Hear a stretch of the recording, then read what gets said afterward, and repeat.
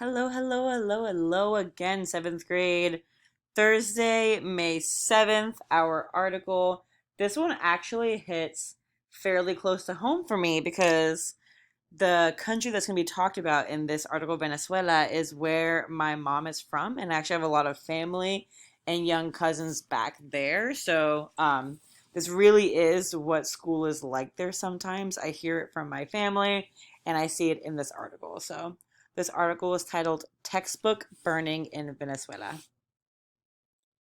Caracas, Venezuela. Students in Venezuela study math by calculating the benefits when the government takes over farms from landowners.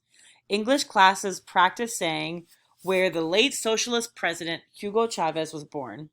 Socialist studies lessons, social studies lessons explain why the elderly should give him thanks. Messages praising the government and Venezuelan school books have become another point of conflict in the country. Since Chavez won the presidency, the country divided into people who support the government he created and those that criticize it. Parents recently tossed books into the streets in front of some schools and burned them.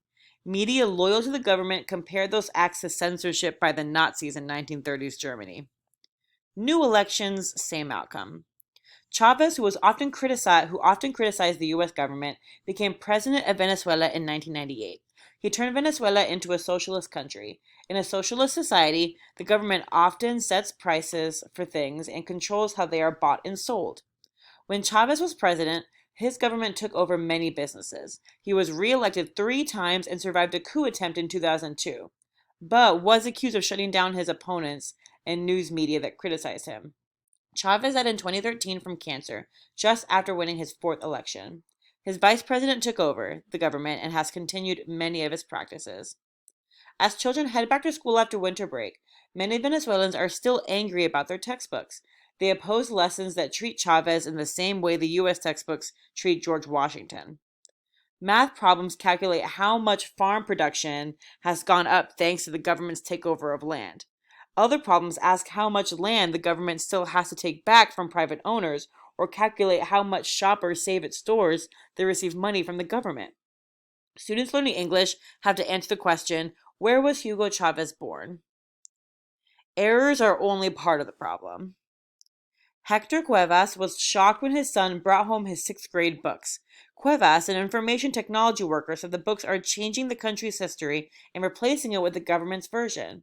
The books are brainwashing children, he said.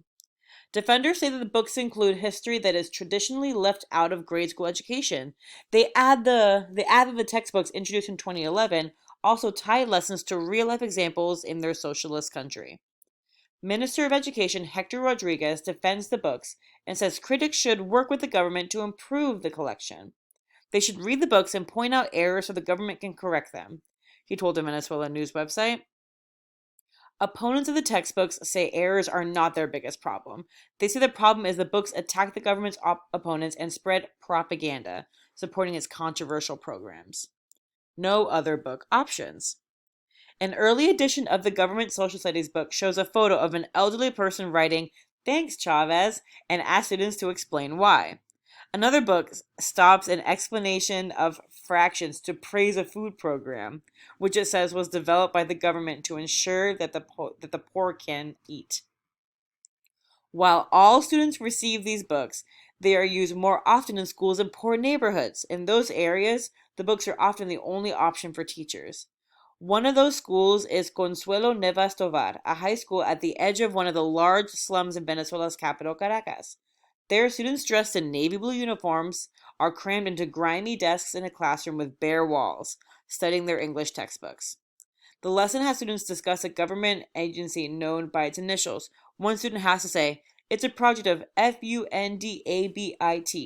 The student's partner replies, "That is excellent." Memories of old textbooks. Tomás Guardia, a professor of geometry in the Central University of Venezuela, has spent months recording basic errors he and his colleagues find in math books. One book defines a square as a shape with 4 sides, but that could also be a rectangle or a rhombus. Guardia held up a social studies book with a photo of Chavez inside, holding a child with a message about the future of the country. Cuevas, the worried father of a 6th grader, often pulls out his father's old math textbook to use as reference for his son. He dreams about a collection of textbooks that would reflect his less sunny version of modern Venezuela. He said the books always use exercises like adding up the groceries a mother brought at a store supported by the government, and even though getting groceries can take many hours in Venezuela. Cueva said a real textbook would ask instead how long she spent in line for sugar, meat, and everything else she bought. So a lot of what's said in that article is like actually true. Like my growing up, my mom actually would send groceries to our families in Venezuela because it would literally take hours to get groceries at the grocery store if there even are groceries. And the government, imagine if like you open a textbook and in the middle of a word problem, it was like, isn't the government amazing? That's like literally what's happening. So this is a News ELA article. So as usual, there are 4 questions. Which paragraph from the section of no other book options includes examples of the textbook content some parents might find objectionable. So you go up and you find the section. The sections are marked off by the ones that are italicized.